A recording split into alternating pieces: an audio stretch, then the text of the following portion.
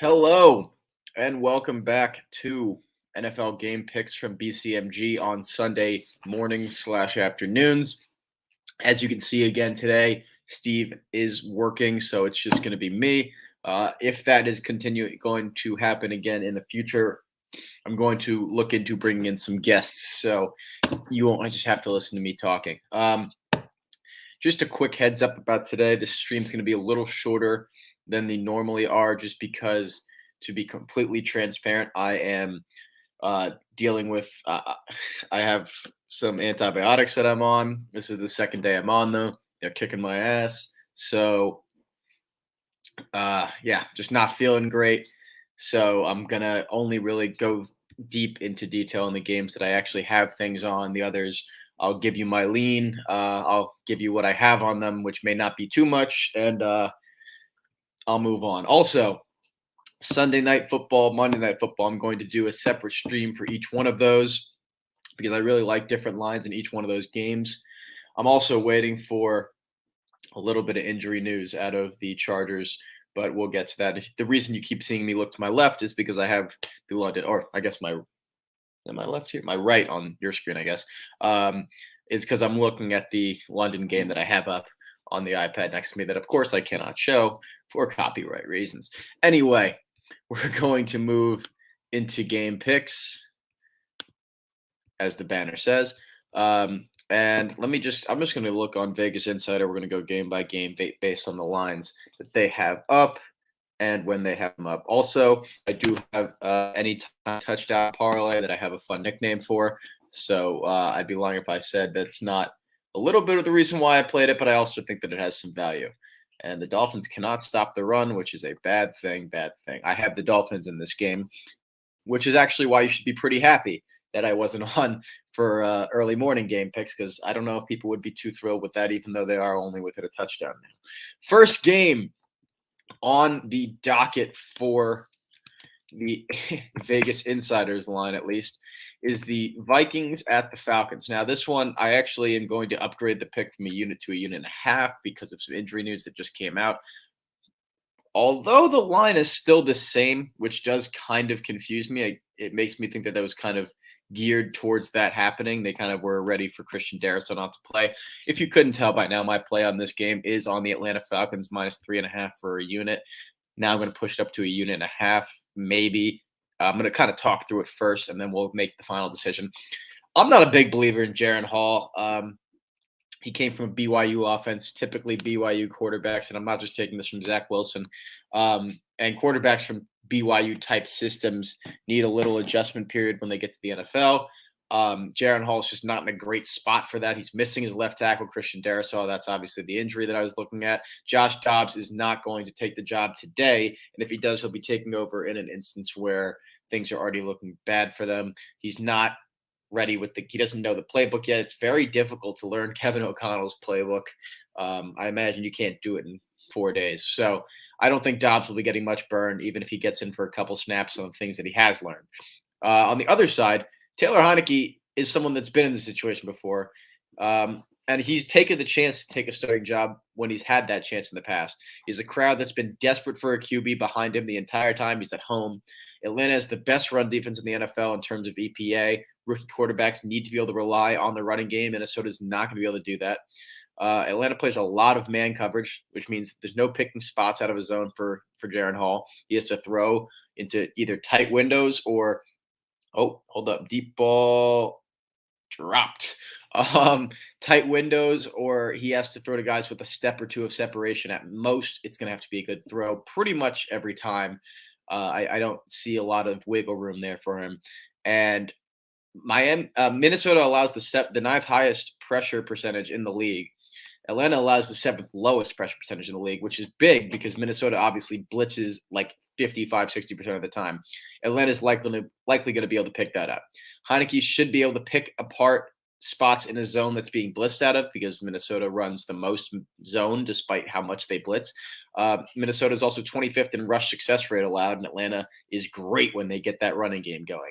Atlanta's already 4th in third down defense and 5th in red zone defense, and now they have Jaren Hall coming in on the road to face them. Falcons are also home for the first time in 3 weeks. 3 weeks. It's a good momentum spot for them. I really like the Falcons here. Unit and a half, I'd say. I just don't like that.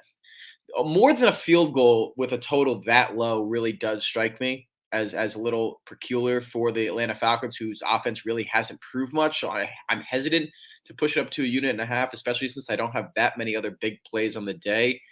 But I think I really don't trust Jaron Hall. I don't trust that defense. I trust Taylor Heinicke a lot more than I trust Jaron Hall. I trust the running game for the Falcons more than I trust the running game for the Vikings. I'm just talking this through here. Then I trust the running game for the Vikings. I trust, honestly, the skill position players more on the Falcons than I do on the Vikings without Justin Jefferson. And the defense I like for the Falcons more than I like the Vikings. So, yeah, I'm going to push this up to a unit and a half. I'm going to tweet that out after the live stream. You guys get to get that bump first if anyone's here. And, yeah, I'm a fan of the Falcons in this game. We're going to move on to the next one, which happens to be my biggest play of the day. So getting those ones out of the way, I guess. Seattle at Baltimore. This was placed on November 1st.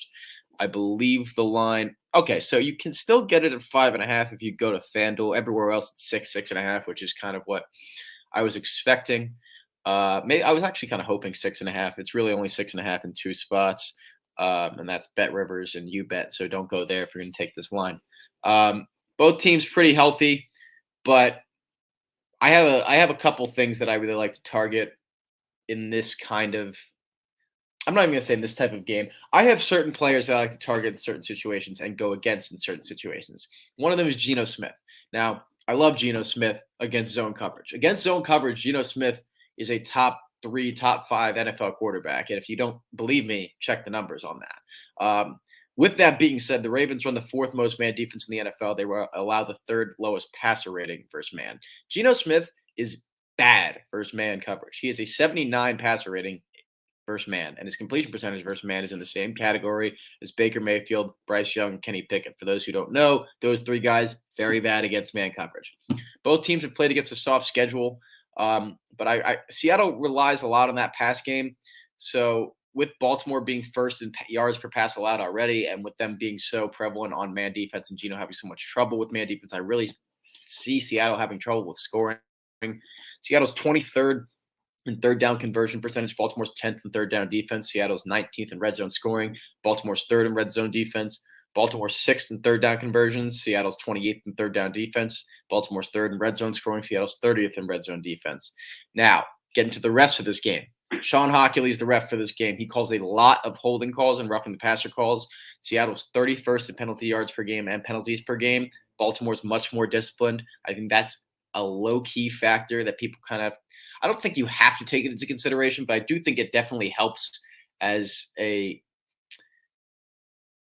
way to understand every aspect of this game if you're looking at it from absolutely every single angle. Seattle has a really strong defense, and Baltimore's offense has really opened up in the last few weeks.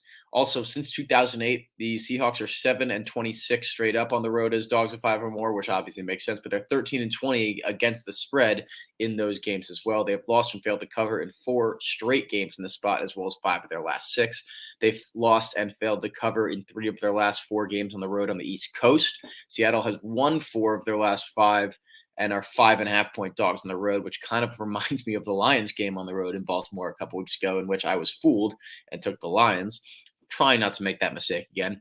And Lamar's playing like an MVP right now. And while this is a tough secondary, it's a vulnerable one. They're 22nd in opponent pass yards a game. They're vulnerable to the deep ball. They're 28th in 20-plus yard receptions allowed per game, or not per game, just in general, but I also think per game, and allowing 1 touchdown a game to wide receivers, which is actually pretty high considering, even though it doesn't sound like it. Seattle struggles versus tight ends. They're 21st in DVOA allowed. Mark Andrews is not the guy you want to struggle against. Tight ends versus Seattle. David Njoku, 4 receptions, 8 targets, 77 yards. 1 touchdown. Sam Laporta, 5 receptions, 63 yards. Wide receivers. Adam Thielen, 11 receptions, 145 yards and a touchdown. Amari Cooper, 6 receptions, 89 yards. DJ Chark, 4 receptions, 86 yards and a touchdown. Josh Reynolds, 5 receptions, 66 yards, 2 touchdowns. Tutu Atwell, 6 receptions, 119 yards. Jamar Chase, 6 receptions and 80 yards. They let wide receivers do a lot more than people think because they do have Tariq Woolen, who's good. They have Devin Witherspoon, who is good, but that doesn't mean that the entire secondary plays well. Seattle runs cover 3 45% of the time, fourth most in the league. They also run a lot of cover 6. Lamar Jackson has an 81% completion percentage versus zone and a 108 passer rating versus it. Ravens have dropped a lot of passes, and the people have gotten down on their pass catchers because of it. But I think Mark Andrews and Zay Flowers will be effective in this game. Flowers, the 119.5 passer rating when targeted in zone. Mark Andrews' target percentage goes up 2% versus man. He is for zone, and he is a 108 passer rating when targeted in zone. He also kills man, so it really doesn't matter. But they're gonna get it done. I really think they're gonna get it done. Those two guys, with especially since Zay Flowers is not necessarily lining up in the X receiver spot or the Z receiver spot all the time necessarily. He's often in the Y, which does put him up against Witherspoon in man, but in zone he can find some open spots. Mark Andrews going to have safeties and linebackers. I'm very okay with that matchup for him. On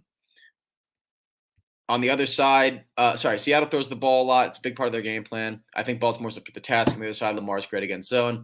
Yada, yada, yada. Also, Lamar's faced man coverage 46% of the time this year. He really hasn't had a chance to shine against zone, at least a team that plays as much prevalent zone as the Seahawks do. This is a great chance for Lamar to make his MVP case. His deep completion percentage versus zone is twice his deep completion percentage versus man. I see some deep balls going their way. I think Zay Flowers gets one. I'm probably going to actually add Zay Flowers receiving yards to this card by the end of this stream. So another one for people who are here. Seattle's also bad at converting in third down in the red zone. Baltimore's good defensively, but offensively in these departments, I said I think the line gets to 6.5 by kickoff. I was half right. I have Baltimore minus 5.5 for 3 units at BetMGM. That is my play of the week. The 3-unit curse was broken a couple games ago. Hopefully it stays away. And I am ready to move on to the next one, which I'm not going to spend too much time on as I look at it. And I'm actually not going to spend much time on the next one either after that. But I will say Arizona, Cleveland. This line's at 13.5. This line was at 8 midweek. If you are someone who thinks the Browns are going to cover 13.5, that doesn't mean you have to take them at 13.5. And I feel like this is something that a lot of people don't necessarily get about expected value and CLV is that, yes, even if they cover the spread, you win in the short term. Absolutely here. But if you're missing 5 points off of the value on the team that you think is going to cover, I mean, how much of an edge did you think you had at the beginning? Did you think you had an 8-point edge, 7-point edge on Vegas, and now you still have, a 2-3 point edge? Because that's a very bold thing to believe. I hesitate to take the Browns in this spot, even though I think everything kind of points to them being able to succeed in this game. I think the Browns win this game. I have the Browns in my survivor pool for this game, but I can't support taking a team I've missed 5.5 points of value on already. I just can't do it. So in this case, I guess spread wise, I'll take the Cardinals, even though I don't want to. I don't like them. I don't like this game. I don't want to watch this game. I'm not going to watch this game unless Red Zone forces me to. But yeah, can't do anything with that one, in my opinion. 3rd and 5 for the Dolphins. I'm going to pause to watch this play real quick. There we go, fellas. Tyreek almost ran back behind the first down marker, but he can do that. He's Tyreek Hill. So the game after the one I said I wasn't going to talk much about either. Rams and Packers, 3.5-point favorites. Now listen, I don't believe in Brett Rypien, but I do believe in Sean McVay. I also believe that Jordan Love. I mean, I don't want to say that I don't believe in Jordan Love at all because I kind of have seen some positive things out of his tape. It's just the lack of consistency of it that really draws me away. I think the run game is going to have to be the main factor here. I would probably look at the under depending on what it is, but I'm about to check because I kind of forgot. And of course it isn't loading. 37.5. Yeah. So it's down there already. And once again, we have one of these spots of a team that I don't necessarily know if they deserve to be favored by more than a field goal, giving more than a field goal, and in a game with a very low total. I don't trust Britt Ripien to score. I guess I trust Aaron Jones and that Packers offense more, but barely, really barely. It's just that it's probably the best. It should be a buy low spot for them. That's the thing, and I guess it kind of is with Brett Ripien only getting 3.5 points on the road. But man, like you got to assume that there's a reason that this line is this way. FanDuel is 4.5, so if you really want to get the Rams, a number like that, I guess that's the one you can get it at. I don't. I don't know if Brett Ripien's that terrible. I'll take the Rams and the pick'em in the game picks just because I don't believe in that offense in Green Bay, and I certainly don't believe in that defense. So give me the Rams getting 4.5. I'll take it, and I'm not actually going to take it, but that one I also really don't want to watch. We have Tampa Bay and Houston. A lot of injuries in this game. I'm not necessarily sure if statuses have changed since my write-up. Vita Vea was questionable. Christian Izien was questionable. Sheldon Rankin's questionable. A lot of injuries on the offensive line, particularly at the center position for Houston. Jarrett Patterson and Juice Scruggs, both on the IR. They have two tight ends, Brevin Jordan, Tegan Quatoriano, both out. Robert Woods is out. Tampa. So, by the way, just a quick summary of this game because I don't want to go too in depth on a game that I don't actually have a pick on a side on. Let's watch this third down for the Dolphins, 3rd and 5. Got it. Love that. This is a game where both quarterbacks are in the best seed really possible. Houston runs a lot of zone. Baker is amazing versus not amazing, good versus zone, bad versus man. So when Baker faces man, I bet against. When he faces zone, I'm more favorable to the Bucks. Also, Mike Evans, great in zone coverage. Just a quick thing there. Tampa runs the 4th most zone in the NFL. C.J. Stroud has a 70% completion percentage versus zone and a 100.5 passer rating versus zone. Man, these negative plays are only going to hurt the Dolphins in this long run. Stroud is great in a clean pocket, and that's what he'll get because Tampa Bay is both banged up on defense and they're 3rd to last in pressure percentage. Tampa's a throw-first team. They throw it 10th most of any team, and they don't allow a lot of pressure. Houston is a defense that thrives on stopping the run. They're subpar in pass defense, 22nd in yards per pass allowed and 29th in completion percentage allowed. Houston runs a little too much for my liking, especially with the offensive line injuries. They're 30th in yards per rush. Tampa's 11th in yards per rush allowed. I really don't see Houston getting a lot of ground game here with Dameon Pierce out. The total in this game's 40. I think Houston's going to throw more than they usually do with Pierce being out, and that's that. Jesus, Tua's getting murdered.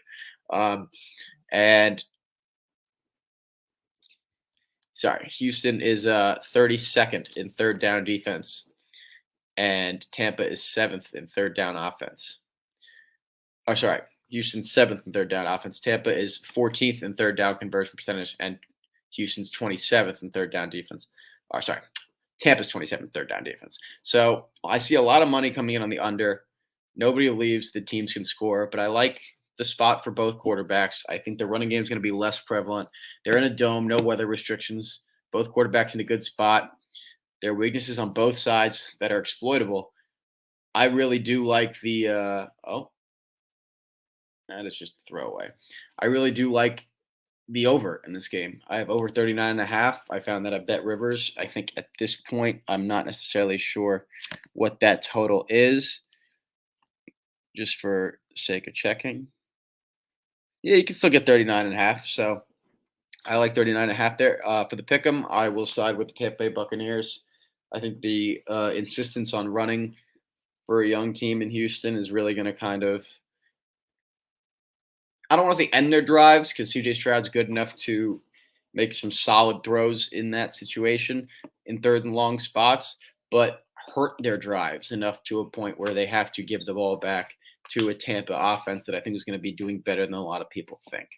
So moving on, Washington, New England. I really don't want to spend any time on this. To be completely honest with you, I have no idea where either team is, like in terms of who's going to play even. I don't know necessarily the wide receivers that the Patriots are going to send out there. I don't even know about the health of half the Patriots players because Bill Belichick has decided to go back to doing that thing he does where everyone on the team is questionable until about 40 minutes before kickoff. That is very annoying for me and for most bettors. Not that, obviously, I'm not saying that Bill Belichick should give a crap about what us bettors are doing. He's got more important stuff on his mind. But from a game analysis perspective, it's pretty difficult to do. I also think it makes it pretty hard for Vegas to put them to like understand their market, but it's Vegas, so they'll figure out a way. Washington on the road as dogs have actually been quite successful. They've covered in 5 of their last 6 games as non-divisional road dogs. I don't trust either offense. I trust both defenses, I guess. Not Washington as much because they lost those 2 strong edge rushers that they, Sweat and Young are gone, but something like that unit's coached well. They still have Jonathan Allen, Deron Payne. Up the middle is going to be an issue. Mac Jones the edges shouldn't be the biggest problem for them in this one because the tackles are a little banged up or have been banged up in the past couple of weeks for the Patriots, and Mac Jones is not the most mobile fella, so I can see the pressure up the middle being enough this game. I can't say that for future games, but I just really have no interest in betting this game whatsoever. I think it could go really to either extreme. I think Washington could end up blowing out the Patriots. I think the Patriots could end up blowing out Washington. I think the game could end up being a score fest with both defenses struggling. I think the game could be a defensive battle. There's really no angle for me here. I think it'd be irresponsible of me to tell anybody to take an angle.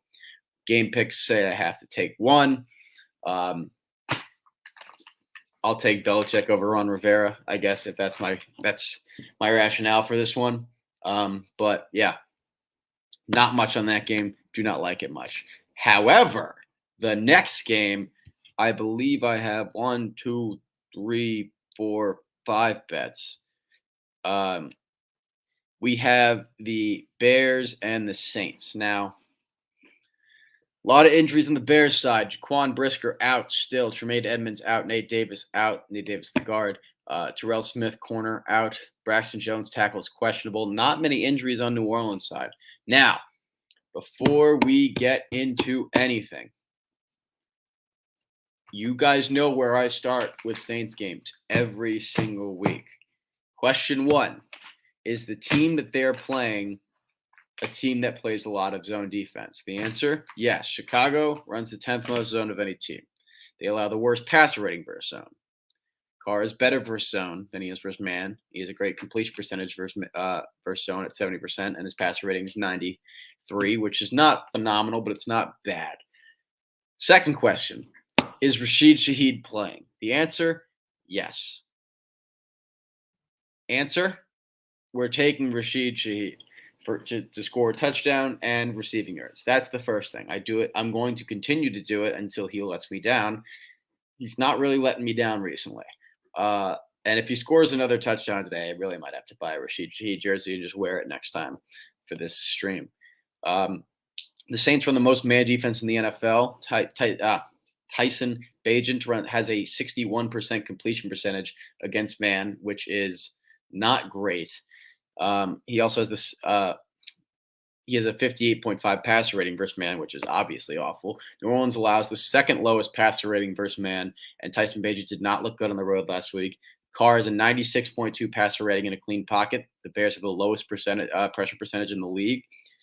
The Bears run the ball 42% of the time. New Orleans is 5th in rush EPA allowed and 7th in rush success rate allowed. Chicago's worst defensive position is against the running back in the passing game. They are 30th in DVOA allowed to the running back. They allow the 4th most receptions per game to running backs and the most yards per game to running backs. Despite missing 3 games, Kamara leads all running backs in targets and completions. He has 7 or more receptions in 3 of his last 5 games. Here are running back reception stats against the Bears this year. Chargers, 8 receptions to the running backs, 99 yards, 1 touchdown. Vikings had running backs had 5 receptions, 35 yards. Washington running backs, 8 receptions, 97 yards. Denver running backs, 8 receptions, 64 yards, 1 touchdown. Kansas City running backs, 6 receptions, 37 yards, 2 touchdowns. Tampa Bay, 5 receptions, 30 yards. That's 6 of their 8 games allowing more than 4 receptions. The Bears are 3-10-1 against the spread as road dogs of 8 or more since 2017. The Saints have covered 5 straight games as favorites of 8 or more. The Bears are a zone team. We've been through this before. Not going to keep saying it. Rashid Shaheed. Chicago's been traveling a lot. They went from home to from home to face Vegas, to LA to face the Chargers, back to the East Coast to face New Orleans.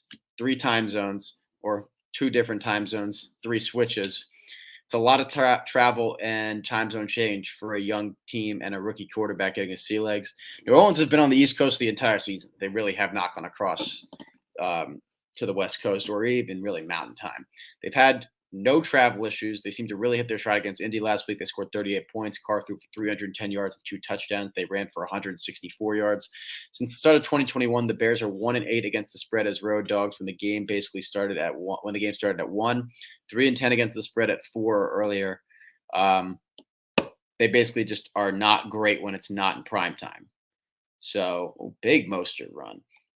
So my picks: Alvin Kamara over 44.5 receptions, minus 120, 0.75 units at win. Rashid Shaheed anytime touchdown plus 230, 0.5 units at Caesars. Shaheed over 29.5 receiving yards, minus 115 for a half unit.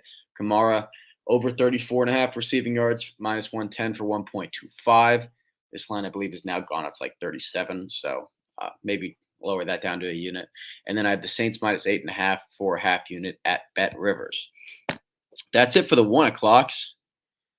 Moving on, we have 3 4 o'clock games. And then, of course, that's going to be where we cut it off for today because we're going to have separate streams for Sunday night and Monday night. First game we have is the Colts-Panthers.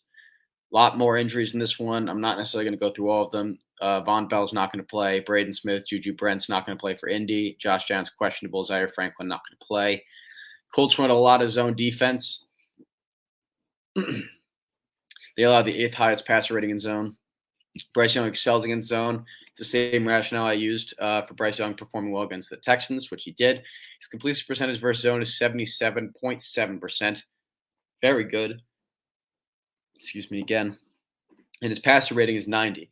He has the best completion percentage of zone versus zone of anyone who has played more than 3 games in the league besides Lamar Jackson, Geno Smith, and Daniel Jones. I know, hilarious that Daniel Jones is on that list, but he hasn't really played that many more games than 3, so cut him some slack. The Colts have also had several injuries in their secondary.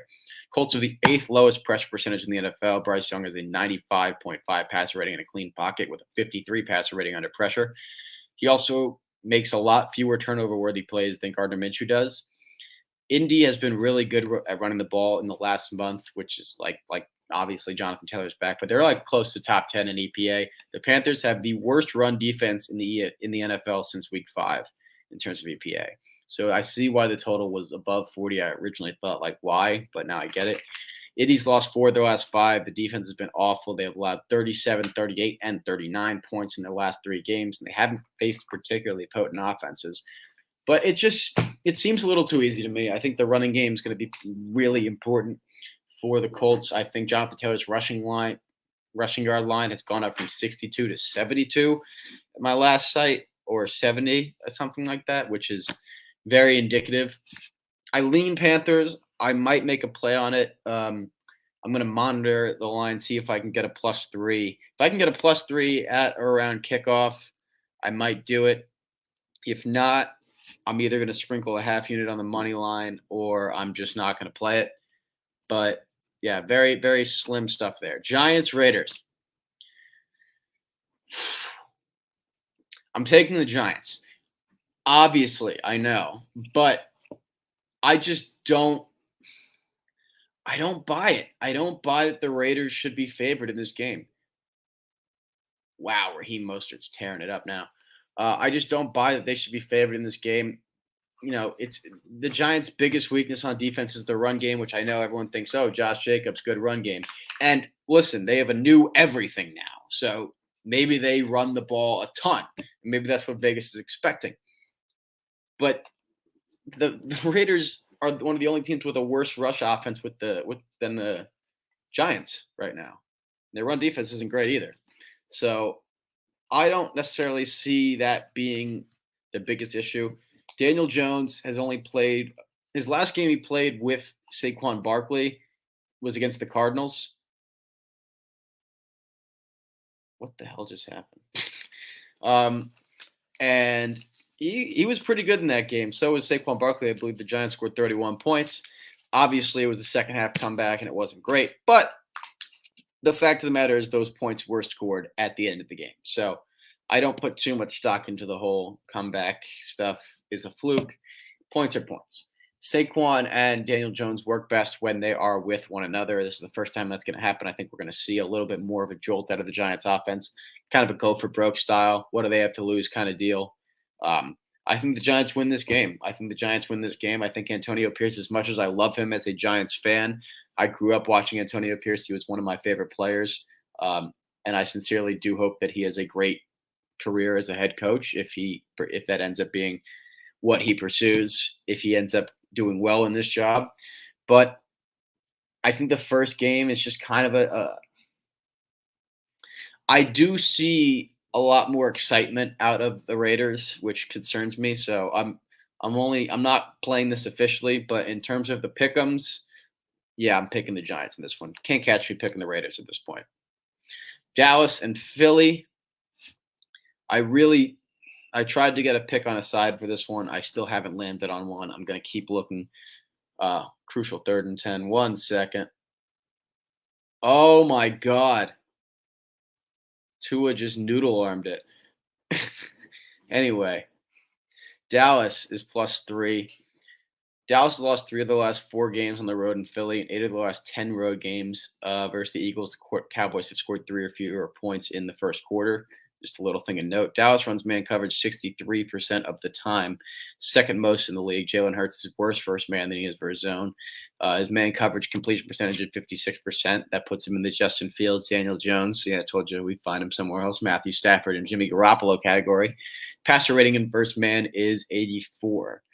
I'm going to watch this 4th down and 10 because this is the game. And there's a timeout, so no, I'm not. Philly runs man coverage 9th most in the NFL. Dak has a 111 passer rating versus man and a 72% completion percentage. His touchdown percentage jumps 4.8% versus man. Dallas is 7th in rush EPA allowed and 4th in dropback EPA allowed, but it's been a lot worse in the last month. Philly is the 5th worst run defense in the NFL since week 5.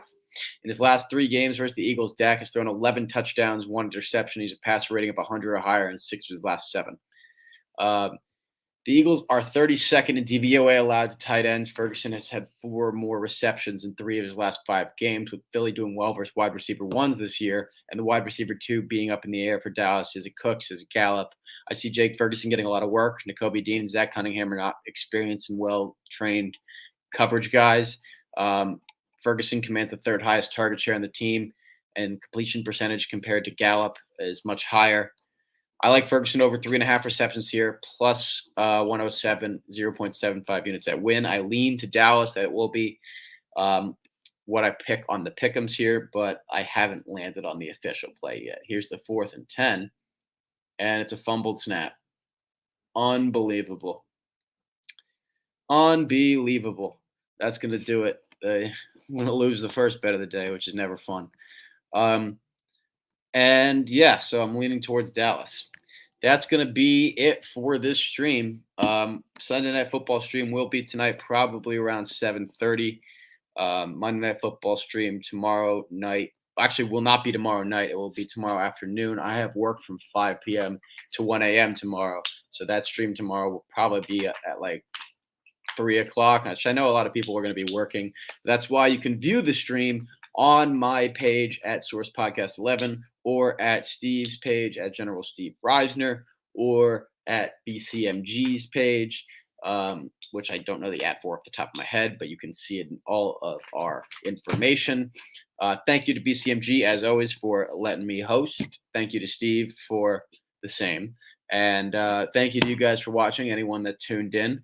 Appreciate you guys. We're gonna have a great day of watching football today. Remember, I'm upgrading the Falcons play to a 1.5 unit play, and I'm adding a Zay Flowers reception yards prop. So look out for those ads on Twitter, and they will be on the sheet as well shortly. So thank you guys very much.